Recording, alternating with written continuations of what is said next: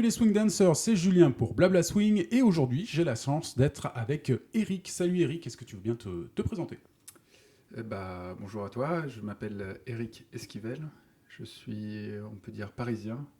Oui. Donc aujourd'hui, je t'invite chez moi d'ailleurs avec une vue sur un jardin parisien. Et pour le swing, je danse. J'ai commencé à m'intéresser au Lindy Hop en, je crois, 2008-2009. Comme beaucoup avec ma copine de l'époque qui voulait danser en couple. Et j'ai dit, Ouais. ok, on y va. Et, euh, et donc j'ai commencé comme ça. Elle s'est très vite arrêtée. Moi j'ai continué. Ouais, bah, j'ai un peu Et, le même parcours, c'est rigolo. ouais, je me suis bien passionné par ça. J'aimais bien en fait, j'aime bien la musique qui fait un peu sourire, qui met de bonne humeur. Et c'est un peu le swing. Et en plus, là, on pouvait être acteur avec la musique. Ça m'a bien inspiré pendant pas mal d'années. C'est-à-dire qu'on n'était pas juste spectateur, mais il se passait quelque chose dans les soirées. Parce que je faisais beaucoup de soirées aussi avant, dans plus house, on va dire, ouais, dans des clubs où là, on n'est Ouais. pas. L'attrait, c'est pas le même, mais on est plutôt spectateur. Et tu dansais déjà Non, pas en du tout. Alors house, moi, non? Ok. zéro, même zéro danse, Mhm. lever le poing et encore, on va dire, ouais, ça s'arrête un peu là.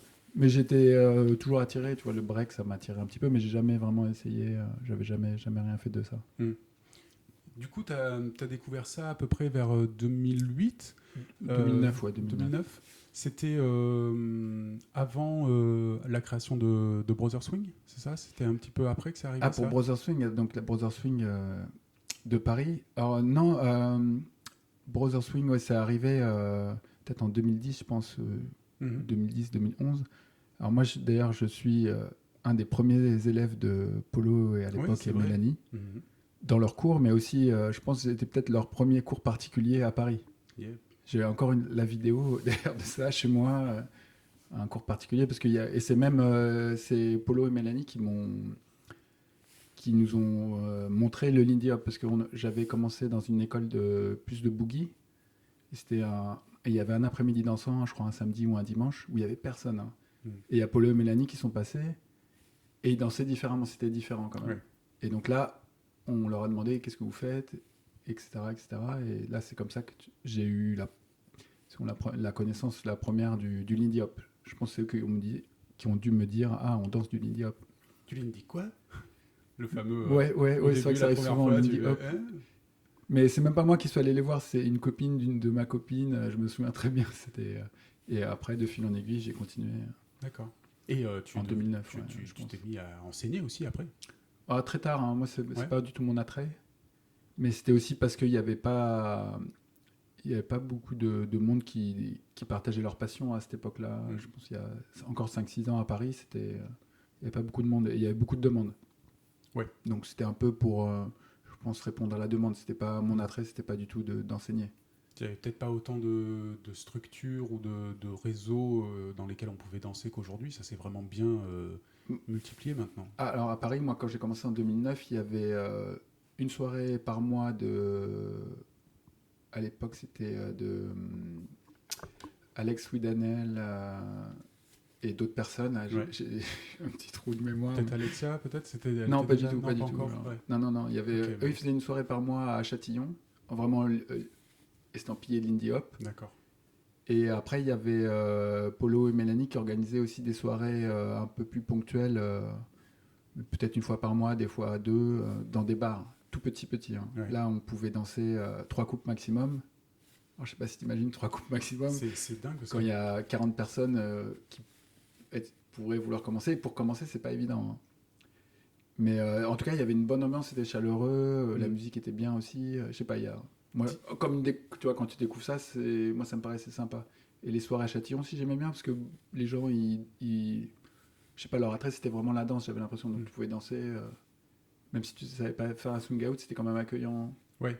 Il n'y avait pas de Après, jugement tu vois, quoi. la salle, elle était, je sais pas, mal éclairée, c'est pas très beau, mais Mm. il y avait, je sais pas, il y avait un peu plus de passion. Là, je dis un peu plus comme s'il y en avait moins maintenant, Ouais. mais c'était différent. Après, moi, je découvrais aussi. Hein.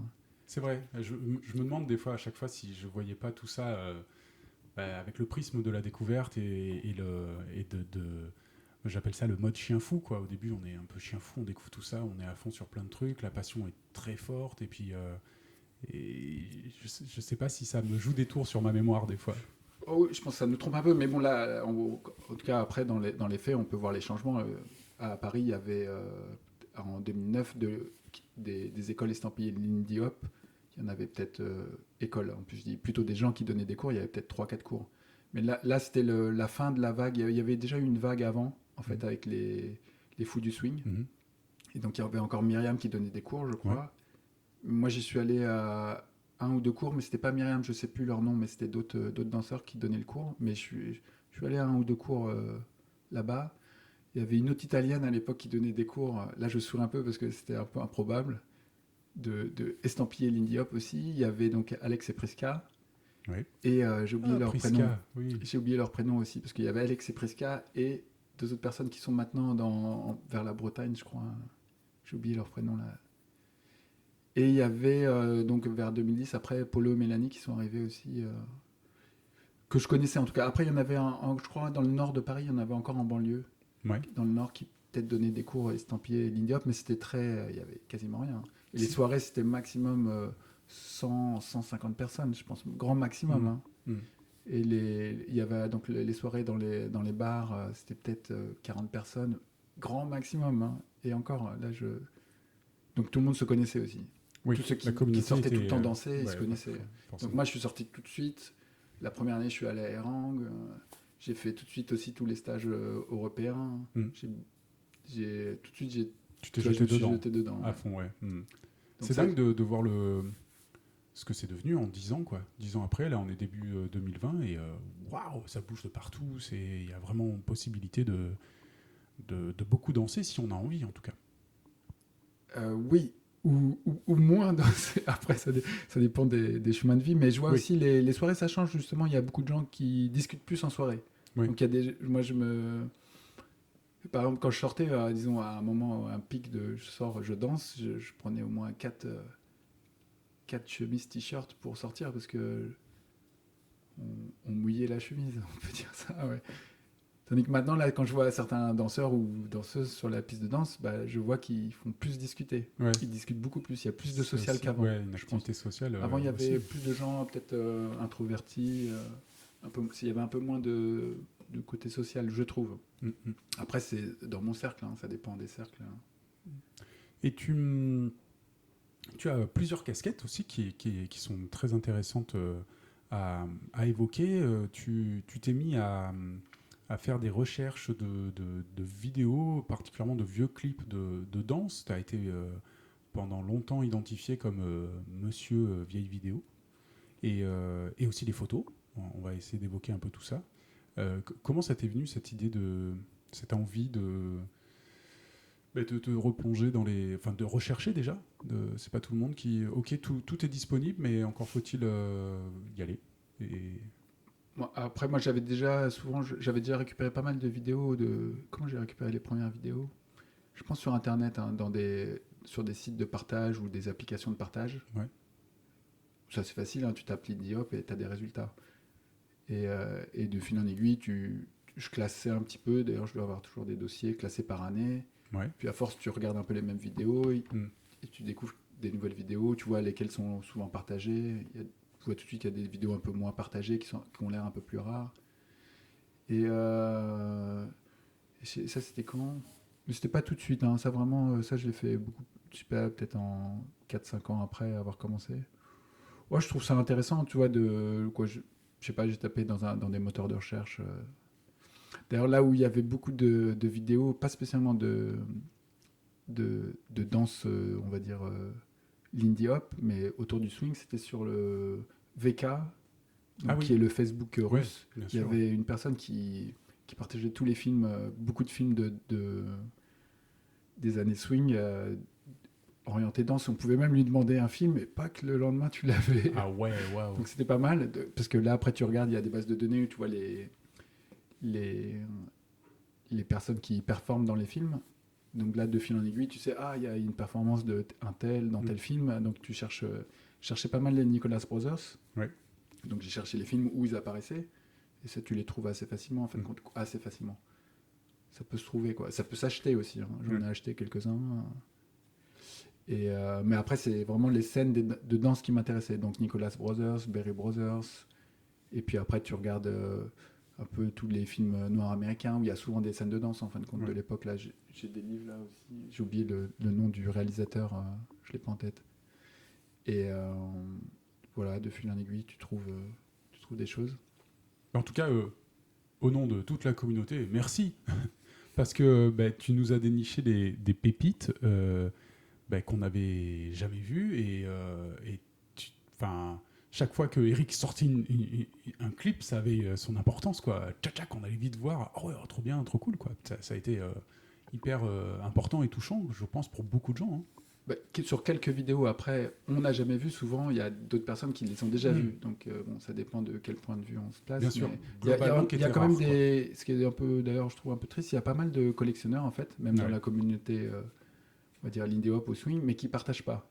Bon, tu le vois dans beaucoup de communautés, hein, parce que là, c'est comme une possession, ils possèdent quelque chose et c'est ce qui leur donne de la valeur. Oui, c'est la valeur du collectionneur. Bon, moi, ce que j'ai dit à certaines personnes, c'est que je leur dis, déjà, si tu partages pas, s'il y a le feu chez toi, tout est perdu. Tout est perdu. Et c'est pour tout le monde, pour toi et comme pour les autres. Ouais. Et souvent, en plus, de partager maintenant, de numériser et de partager, ça, justement, comme tu as plus de chances que ça disparaisse pas. Donc je trouve ça assez important, plutôt que ça reste au fond de malles ou même dans des cassettes VHS qui vont pourrir, moisir, plus être exploitables. C'est ce qu'on voit dans les vieux films d'ailleurs. Et on voit, il y a beaucoup de vieux films qui ont disparu. Ouais. Il y a des films qu'on cherche encore, qu'on attend encore, parce qu'ils n'ont pas été bien conservés. C'est pour ça. Ouais. Et à la fois, on disait tout à l'heure avant micro que que plein de belles choses restent à venir. Par exemple, les vidéos du Harvest Moon Ball, des choses comme ça. Alors des vidéos des films du Harvest Moon Ball. Je sais pas s'il y en a vraiment de la compétition. Ça, je sais pas. Ouais. Donc, mais par contre, il y avait les gagnants du Harvest Moon Ball dans différents types de danse. Il y a Vals, donc il y avait Lindy Hop des fois, après Jitterbug, ça peut changer de nom suivant les années, qui performait dans une émission de télé, de Toast of the Town, avec ma prononciation en anglais. Et donc là, on est sûr qu'ils sont passés là. Par contre, je suis pas sûr que ils disent les gagnants du Harvest Moon Ball. Donc ça veut pas dire toutes les disciplines. Mais quand même, tout ce qui était Lindy Hop, c'est assez spectaculaire. Donc souvent, je pense qu'ils passaient. Ça, je pense, je suis pas sûr à 100%. Mais donc en cherchant dans ce terrain-là, j'ai quand même trouvé des vidéos, des films ou des vidéos, là on peut dire des vidéos.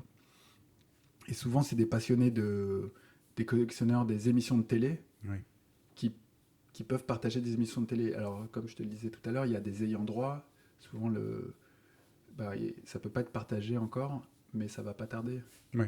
Parce que là, les prescriptions, c'est peut-être 90 ans, 80 ans, ou je sais pas, mais on va y arriver bientôt. Hein. Bientôt au domaine public. Ouais. Donc là, je pense que pour en tout cas les gagnants du Harvest Moon Ball, il y a au moins peut-être une vingtaine de films qui peuvent sortir à un moment. Et du coup, toi, à chaque fois que tu trouvais, que tu collectionnais, que tu récupérais des clips comme ça, tu t'es fait un disque dur dédié à ça, tout organisé, etc. Une collection numérique, en fait, ou tu travailles pas que sur du numérique ? Si, ouais, une collection numérique, moi, c'est que numérique. Hein. Mais organisé rapidement. Hein. Si tu me demanderais quelque chose, des fois, il faudrait que je cherche encore. Ouais. Là, j'ai pas trié tout encore, mais un petit peu organisé, disons. D'accord. J'étais plus organisé avant, mais c'est vrai qu'avec le swing, je me suis pas super organisé. Mais j'ai par exemple toutes les vidéos des événements où je suis allé, les cours que j'ai pris, classés par année, par événement. Un moment aussi, mais là j'ai arrêté il y a quand même assez longtemps, je téléchargeais toutes les vidéos des événements de l'Indie sur YouTube. Parce que souvent ça disparaît en fait. Oui. Donc je l'ai téléchargé, je dois avoir peut-être des disques durs de ça. Mais j'ai arrêté. C'est colossal. En fin de compte, non, pas tellement, hein, il n'y en a pas tant que ça. Hein. Je pense mais tu vois, ça se trouve, tu peux le compter. En tout cas, c'est moins de 10 000 vidéos de danse Lindy Hop. Là, je te dis ça à vue de nez. Hein. Ce que je trouve pas énorme. Parce qu'en plus, c'est bien classé. Tu vois, ça doit être jouable de tout télécharger avec le temps. Hein. Je te dis pas de le faire en début, mais en tout cas, c'est possible. Mais là, je te dirais 10 000 à vue de nez, mais je pense pas vraiment plus. Donc, vidéos d'événements avec compétition, etc. Après, moi, c'était aussi les vidéos des cours que je prenais. Donc ça aussi, j'ai toutes les vidéos. Et Que je regarde pas, pas du tout. On sait jamais, ça peut, si on veut revenir sur un mouvement, sur un truc. Et j'étais à Erang cet été et Lennart me confiait qu'il y avait un petit trésor qui dormait là-bas, puisque il y a quelque chose comme 25 ans d'archives filmées en pellicule qui dorment. La personne qui s'occupait de ça est décédée il y a 2 ans. Ouais, j'ai entendu ça. Ouais. Et maintenant, et en fait, si quelqu'un a du temps libre pour aller numériser tout ça, il y a possibilité de découvrir de très beaux trésors de 25 ans de camps suédois. Trésor ou pas. Hein. Trésor ou pas. Ça peut être des déceptions aussi. Ça peut être... mais ça doit être rigolo. Je sais pas si tu as déjà regardé des vieilles vidéos d'Erang, c'est surprenant. Justement, des fois, c'est décevant aussi. Oui, Même sur la danse en elle-même. Déjà, sur Erang, des fois, tu vois toujours les performances, par exemple, des Rhythm Hot Shot, j'ai oublié tous les noms des Hot Shots. Bon, suivant les générations, ils ont changé de nom. Les performances, elles sont super. Par contre, les à côté, des fois, tu vois de la danse sociale, je trouve ça très décevant. Oui. De mon point de vue, avec mon regard, hein, après. Donc, oui. Mais pour les performances, c'est super. Mais après, quand tu vois les premières vidéos, les premiers cours avec, comment il s'appelle, Almins. Je sais pas si c'était au tout début. Hein, non, si, j'ai vu des tout petits morceaux. En tout cas, il y a des petits morceaux qui sont passés. C'est spécial. Je dirais pas Almins, mais tout le contexte. Oui, ils sont habillés aussi la performance de danse. Par rapport à... Il y a eu des discussions aussi là-dessus sur le... Parce qu'à un moment, il y a eu beaucoup de critiques de je sais plus qui sur un peu la danse actuelle ou comment elle est enseignée, qu'est-ce qui est partagé. Oui. Et il y a quand même des gens qui ont mis un peu les points sur les i en disant que le niveau global de danse maintenant est quand même meilleur par rapport aux connaissances, je dirais, que dans les années 80. Et quand on regarde les vieilles vidéos même des années 40, là aussi, c'est encore différent, tu vois. Ça dépend où tu regardes, ça dépend qui tu regardes. Et le niveau, des fois, c'est horrible. C'est assez intéressant. Si on prend la vidéo probablement la plus populaire, qui est Elsa Poppin, qui est une scène de film, hein. C'est une scène de danse, certes, mais pris dans un contexte de cinéma. Donc, c'est des plateaux de ciné où on fait la scène 20 000 fois par jour. Ils ont mis 7 jours à la mettre en boîte. Mais quand on regarde ce qu'il en ressort, mais putain, ils arrachent les bras. Hein.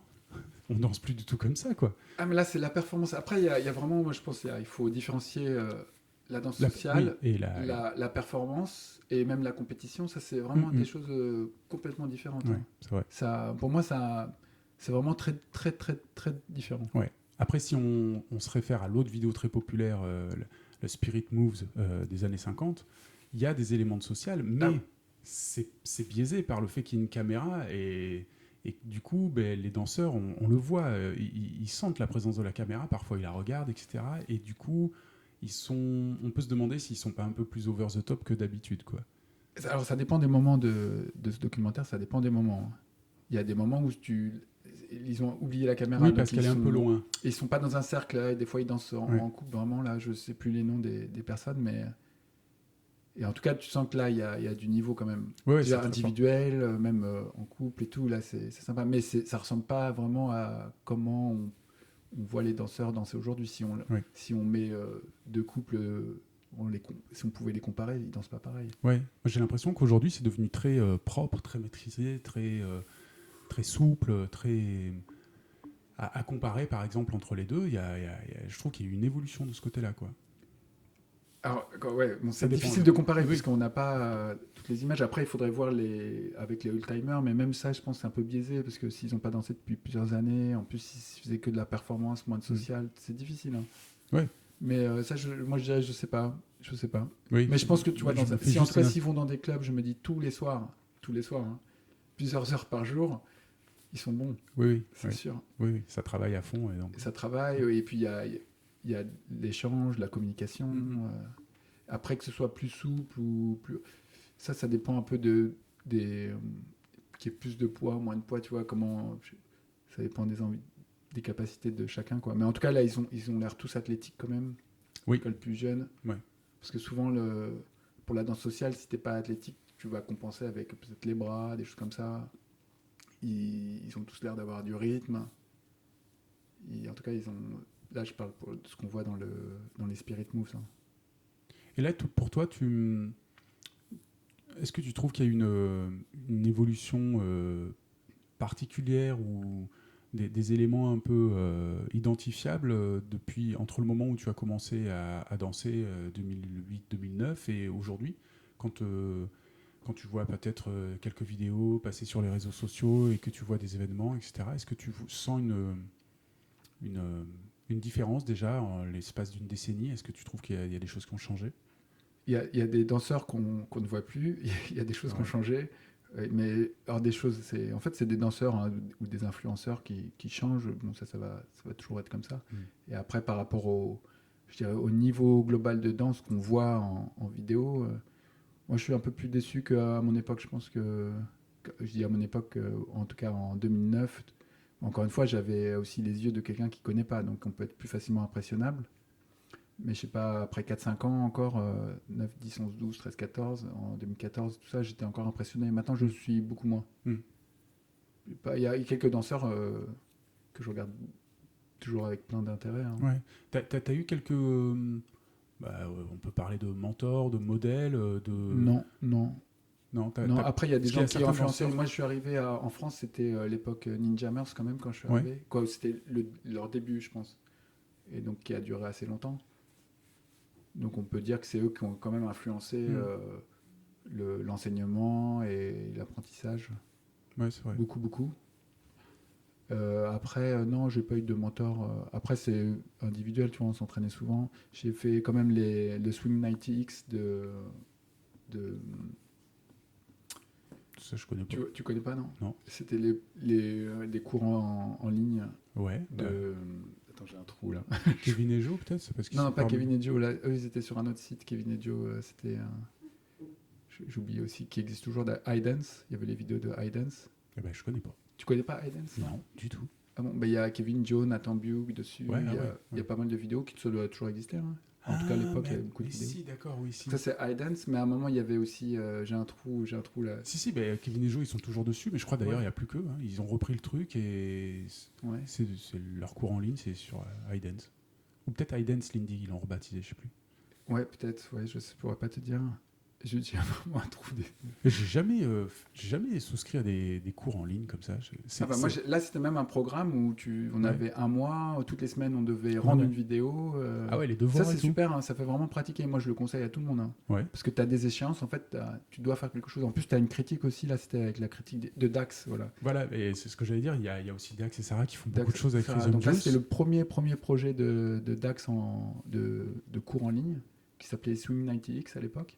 Ah d'accord, mais c'était déjà de Dax, c'est vraiment la première version, je ne pourrais pas te dire en quelle année, mais c'était vraiment la première version avec quelques soucis d'interface, tout ça, mais tout le principe était là et c'est vraiment super. Moi j'ai de très bons souvenirs parce que ça nous faisait travailler. Ouais.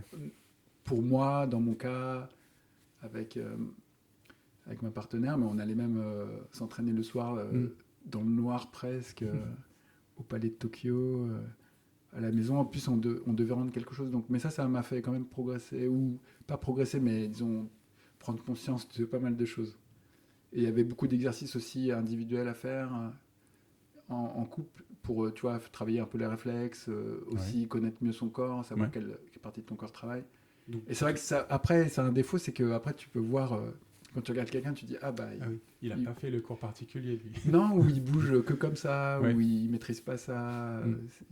C'est dommage, ça manque un petit peu. Ouais. Ça veut pas dire que moi je le fais, tu vois, mais en tout cas, ça aiguise ton regard pour voir ça, et c'est quand même très intéressant. Je trouve ça très intéressant. Donc, quand même, je pense que Dax, tu vois, il a essayé d'avoir, comment on dit, un syllabus ou un peu plus, je sais pas, être un peu, pas technique, mais être un peu plus clair sur qu'est-ce qu'on fait, qu'est-ce qu'on peut faire, comment ça marche. Très didactique, hein, sa nouvelle mouture, la Rhythm Juice. J'avais fait un peu Rhythm Juice, je crois que j'avais fait quelques cours, et après j'ai arrêté, mais j'ai encore hésité cet été, plutôt que de rien faire, ou d'aller courir, de m'inscrire à ces cours et de Exam t'y remettre. au moins pour avoir, tu vois, continuer à danser un petit peu. Mais il y en a pas mal qui se mettent là-dedans maintenant. Hein. Jamin Jackson a aussi eu des cours en ligne, Xenia.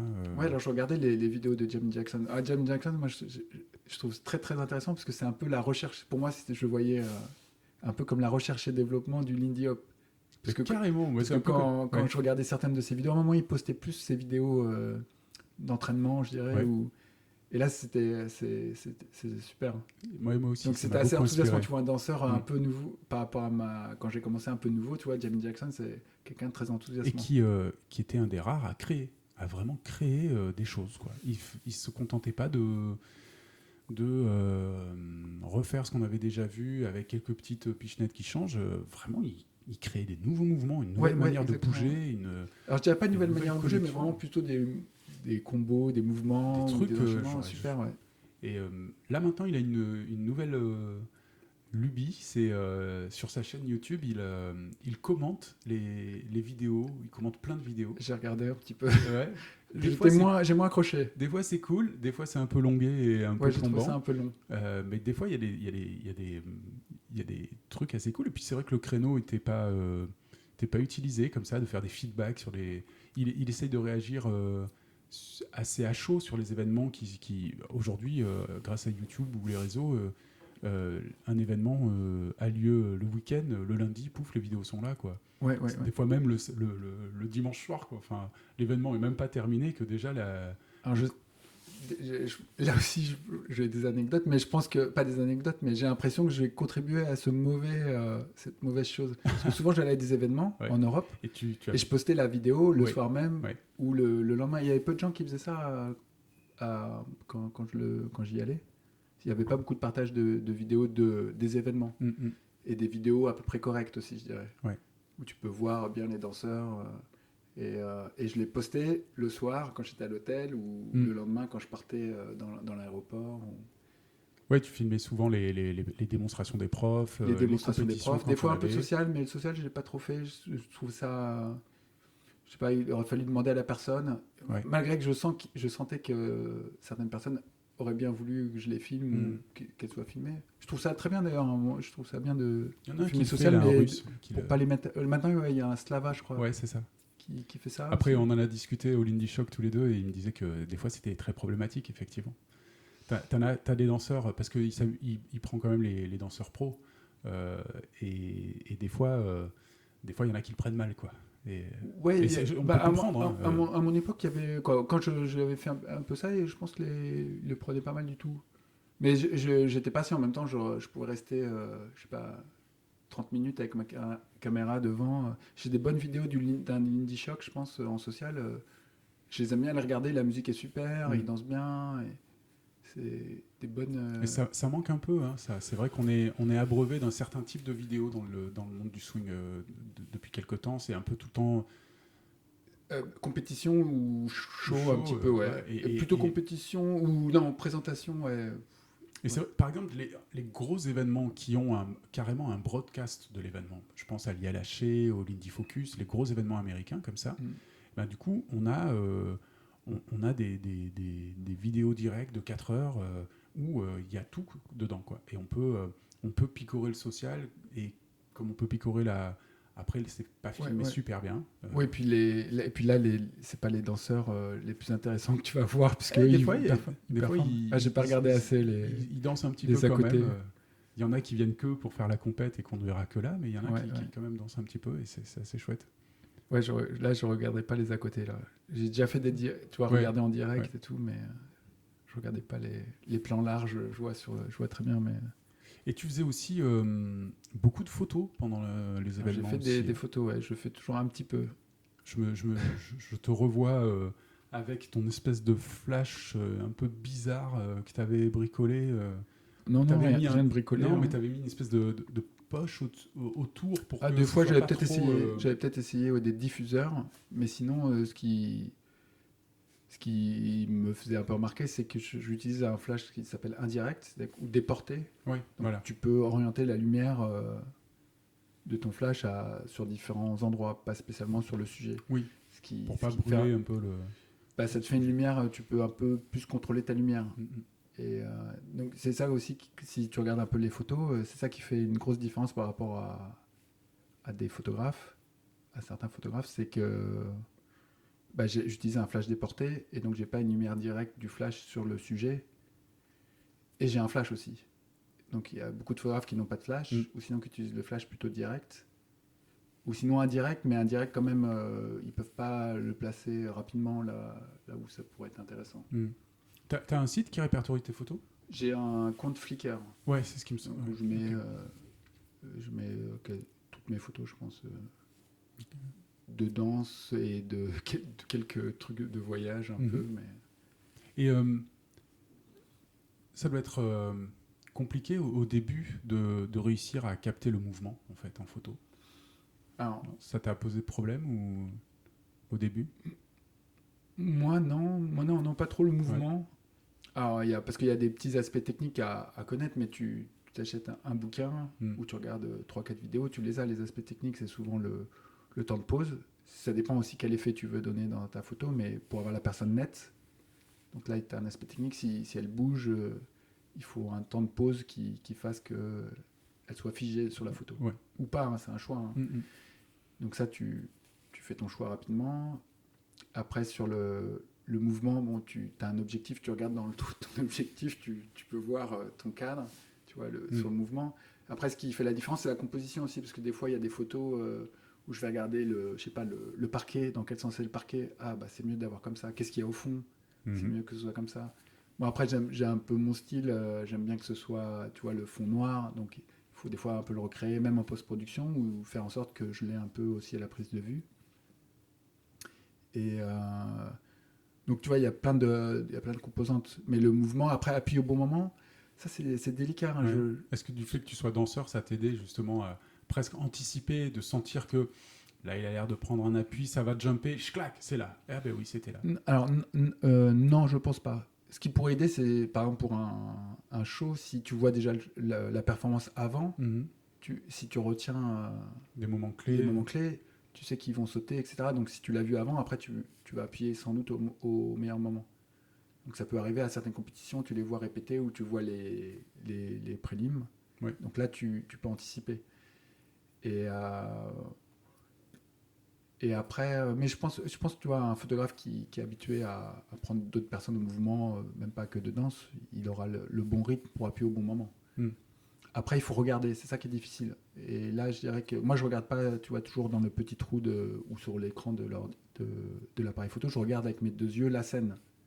Donc mes yeux, je vois plus large déjà. Ouais, tu vois l'ensemble. Donc on peut un peu plus anticiper. Et aussi, je vais pas regarder dans mon appareil photo pour cadrer, je vais appuyer. Donc ça, je dirais que c'est pas pareil. Donc c'est peut-être pour ça que j'arrive des fois à avoir un mouvement ou un moment clé. Ce qui est pas évident. Après, il faut appuyer aussi. Hein. Oui. Souvent, je regrette, j'ai pas assez pris de photos. J'en ai pris, je sais pas, disons, pour un événement 200 et en fin de compte, c'est pas assez. Ça se trouve, il en faudrait 500 pour avoir des photos un peu, moi, ce que j'appelle waouh, tu vois, qui me plaisent. Ouais. C'est-à-dire, la personne a une bonne position, le visage est bien, les vêtements sont bien, le fond est bien, la lumière est bien. Ouais. Un peu le combo, cadre est bien, la composition est bien, tu vois. Ouais. Et des fois, c'est dommage, il y a un bras qui se lève, qui met qui cache le visage de l'autre. Qui cache le visage de l'autre, ou une mèche de cheveux. Et aussi, alors après, les tenues des gens... bon, ça aussi, tu peux anticiper. Par exemple, pour le mouvement, si tu as une personne qui a une tenue qui bouge mal, juste un tissu qui flotte mal, tu n'as pratiquement aucune chance. Hein. Oui. Ça fera figer, quoi. Ou ça va un peu casser le mouvement. Et après, il y a des gens qui sont plus photogéniques que d'autres. Il y a des personnes, des très très bons danseurs. Hein. J'essaie de prendre plein de fois en photo et j'ai pratiquement aucune photo satisfaisante parce qu'ils sont moins photogéniques ou leur position, en fin de compte, figée, c'est un peu moins bien. Ouais. Par contre, il y a d'autres danseurs ou danseuses, tu les prends en photo presque n'importe quand, c'est bon. Ouais, c'est ouf. On n'est pas égaux face à ça. Hein. Je pense que ça se travaille. Hein. Je pense qu'on est égaux, mais il faut... Et c'est pas une question d'être narcissique, mais c'est travailler ses postures, son attitude, son expression du visage, l'expression de ses mains, tu vois, tous ces détails. Mais moi, je pense que au début, j'en ai encore assez peu, mais j'avais pas de feedback vidéo de mes danses. Et les premiers feedbacks, les premiers retours que j'ai eus, ça a été des photos de soirée, en fait. Et là, punaise, je vois comment je suis penché sur un tuck turn. Je fais, mais non, c'est pas possible, c'est pas beau, quoi. C'est pas une belle posture, ça. Et du coup, c'est grâce à ces photos-là que je me suis, que je me suis dit qu'il fallait que je travaille un peu ça, quoi. Que ça peut être vraiment important comme truc. Alors moi, j'ai commencé à prendre des photos parce que je me suis acheté un appareil photo à l'époque pour me filmer en fait. Je me suis quasiment jamais filmé parce que je savais déjà avant que c'était important. Mais j'ai quand même du mal, tu vois, c'était pas mon attrait principal, c'était pas ça moi. Mais je sais encore que c'est très important. Et c'est pas du tout du narcissisme, ça fait partie de la danse ou d'une danse, tu vois, tu as une représentation, ta posture. Même pour le social, je pense que c'est très intéressant. Hein. Donc j'avais acheté ma caméra photo à l'époque d'abord pour prendre des vidéos. Mais avant j'avais des petites caméras, à chaque fois je les cassais, je me suis dit bon je vais acheter un très bon appareil. Ouais. Qui fera les deux. Qui fera les deux, voilà. Mais j'avais mis le paquet sur l'appareil photo qui faisait aussi vidéo. Donc j'ai commencé à faire des photos plutôt comme ça. Mais oui, il faut se filmer. Mais après, tu vois, tu te filmes, mais qu'est-ce que tu vois aussi? Oui. Parce que tu peux ne pas voir ce qu'il y a à voir. Un Tu œil peux être satisfait. utile aussi. Mais il y a le miroir. Après, je pense qu'il faut. C'est dommage qu'on sache. Moi, j'ai pas assez appris à travailler avec un miroir, par exemple. C'est intéressant, mais parce que j'ai pas eu l'opportunité d'avoir des salles avec des miroirs. Ouais, aussi, au début, souvent, mais je pense que c'est pas si difficile que ça de travailler avec un miroir, mais il faut commencer, quoi. Ouais. À un moment. Et encore une fois, ça dépend, c'est quoi ton attrait. Parce que si moi j'étais plus social, tu vois, soirée et tout ça, mon attrait c'était que ça fonctionne avec ma partenaire.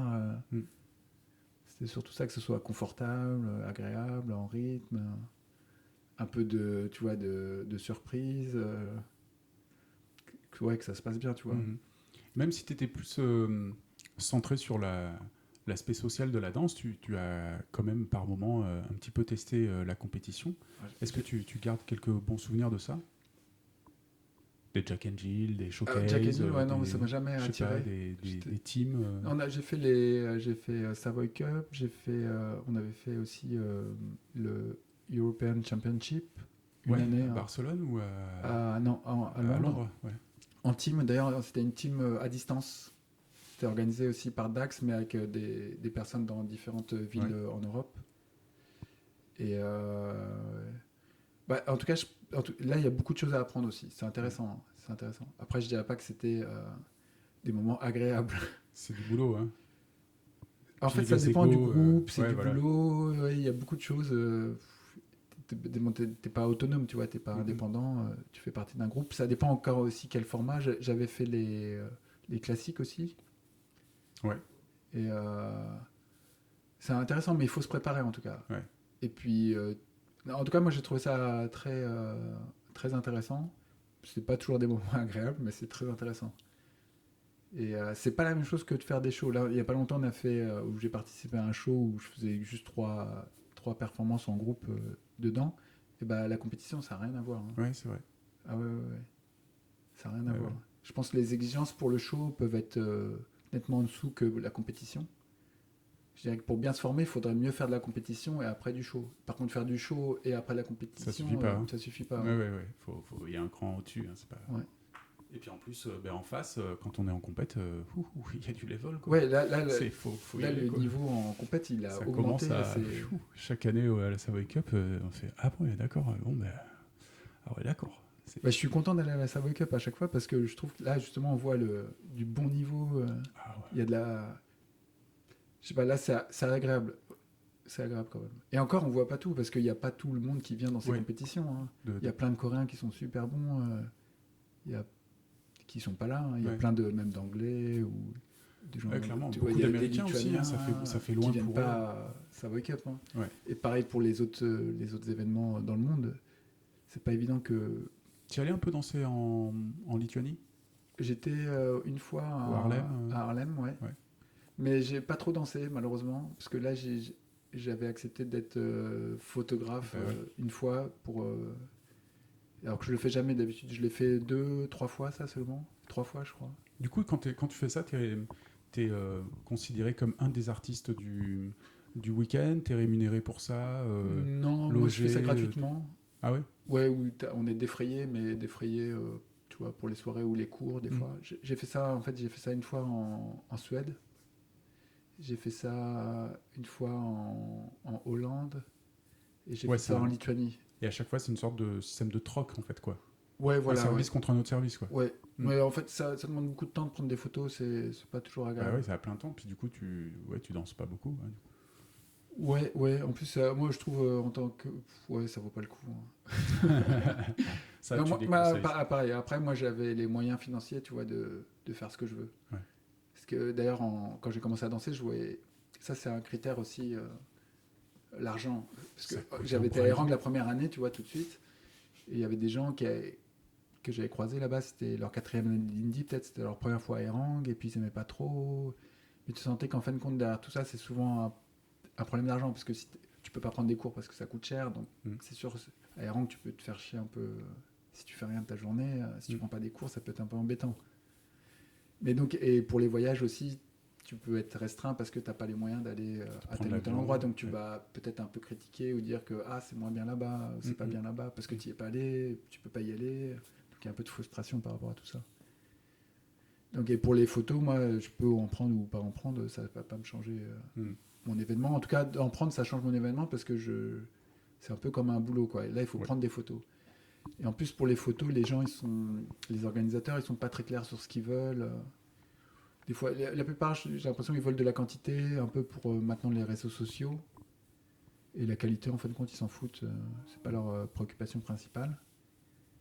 Et bon, ça, c'est un peu embêtant. Et puis, il n'y a pas vraiment d'échange, disons, même sur l'aspect photo, visuel.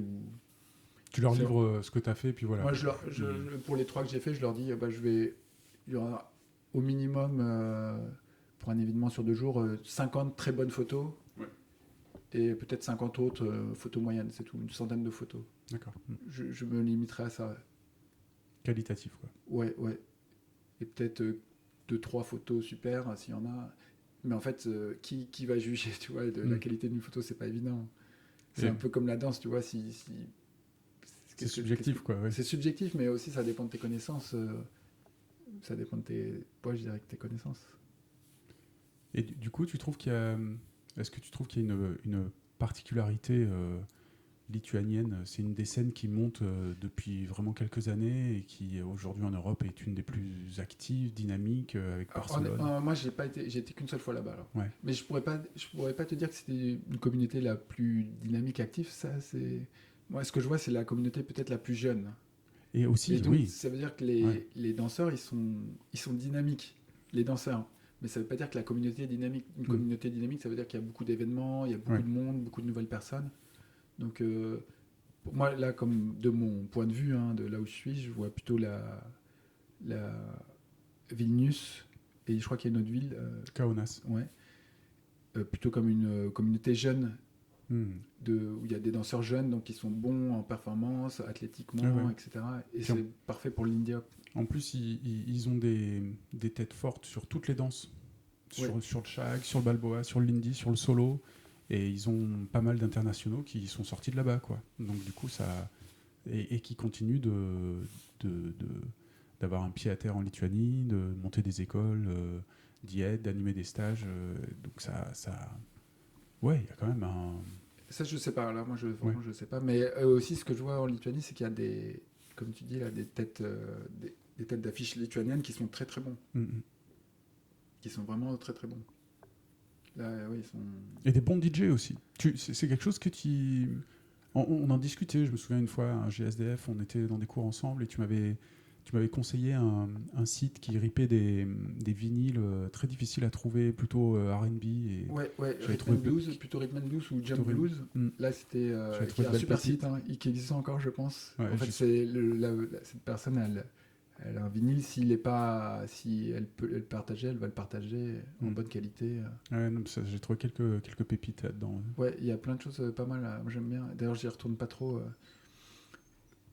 Ouais, la musique, si, c'est un peu le moteur, mais après, j'ai beaucoup de on va dire, de sons.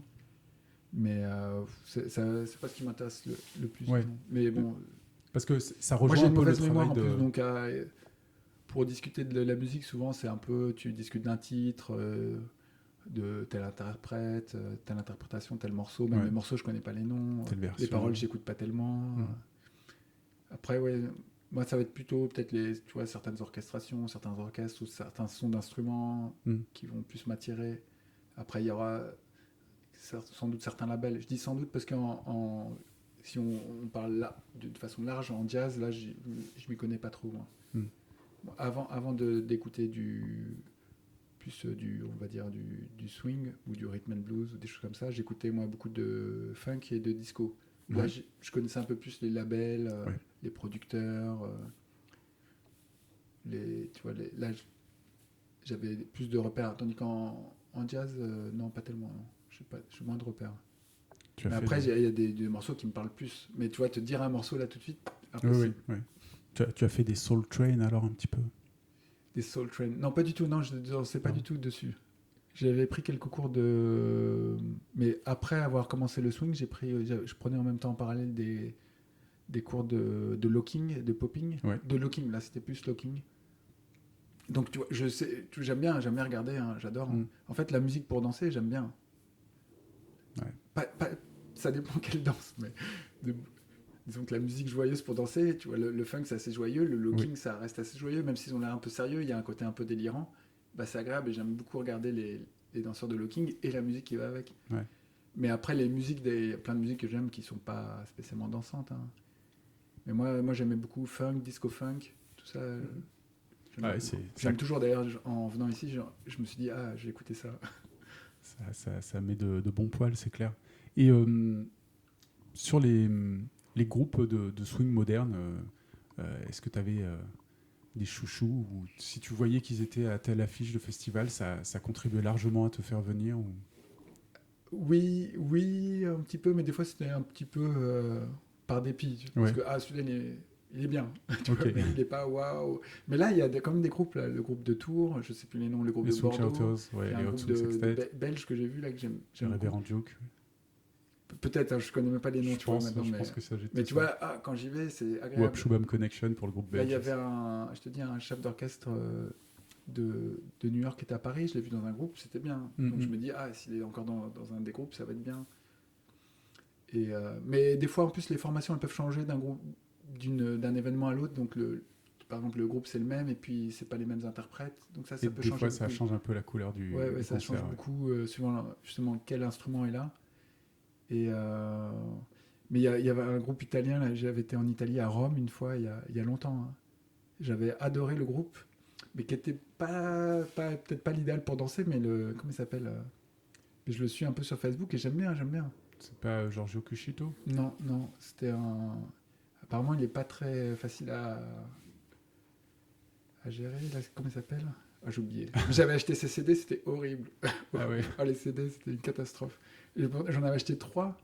Je pense qu'il en avait encore plus, hein, mais non, vraiment les CD, je dirais pas inécoutable, mais une grosse déception. Alors qu'en live, il fait beaucoup du Benny Goodman, tu vois, Ouais. des choses comme ça, Du Big donc ça Band, quoi. swing, ça swing beaucoup et j'ai adoré. Hein. Ah, le Nine Pennies peut-être, le Big Non, Band. non, c'est. J'ai un trou là, je me souviens plus. Et quand t'as des vidéos de lui en live dans un petit café à Rome et tout qui sont super. D'accord. Ouais. Juste l'audio, il est assez correct, tu vois. Vraiment, j'adore. Bah, écoute. Mais ça dépend aussi avec avec quel batteur il est. Mhm. Avec. Ils sont trois frères dedans, pas tout le temps, mais j'ai oublié comment il s'appelle. Ah bah, écoute. Le King of Swing italien. Ouais. Ah, pour moi, c'était Giorgio Cuscito, mais Non, tu non, vois, c'est ça pas lui. dépend des gens. Ok. Bah, écoute, merci beaucoup. On se dirige gentiment vers la fin de cette conversation. Est-ce que tu voudrais profiter pour rajouter quelque chose ou si tu aurais aussi un conseil à donner à quelqu'un qui se lancerait dans les danses swing aujourd'hui ou dans la photo ou dans la répertorier un petit peu les clips. Est-ce que tu aurais un conseil sur une de ces dimensions? Oh là, c'est un conseil sur 3 sujets, c'est difficile. Hein. Non, un conseil, non, mais Tu choisis ce que tu veux. Maintenant, c'est pas un conseil. Si on est passionné, tout se passera bien, quoi. On vivote. Là, il y a quelque chose qui est intéressant, c'est Bon, je vais pas être trop long, mais c'est de se méfier de soi-même, peut-être. Un peu. Oui. d'avoir un peu d'humilité. Ce serait mon conseil, voilà, avoir un peu d'humilité. D'ailleurs, il y a une recherche là-dessus qui s'appelle, je crois, l'effet Dunning et Kruger. Oui. C'est intéressant. Voilà. Oui. Alors, si ça vous intéresse, tout ça, je vous conseille, chers auditeurs, d'aller chercher du côté de la zététique, avec un Z, et vous trouverez plein de choses sur les biais cognitifs qui sont très intéressants pour favoriser l'esprit critique. Et l'esprit critique, on commence d'abord par soi-même, entre autres. Je te laisse le mot de la fin. Merci beaucoup en tout cas pour cette conversation, Eric, et à très bientôt.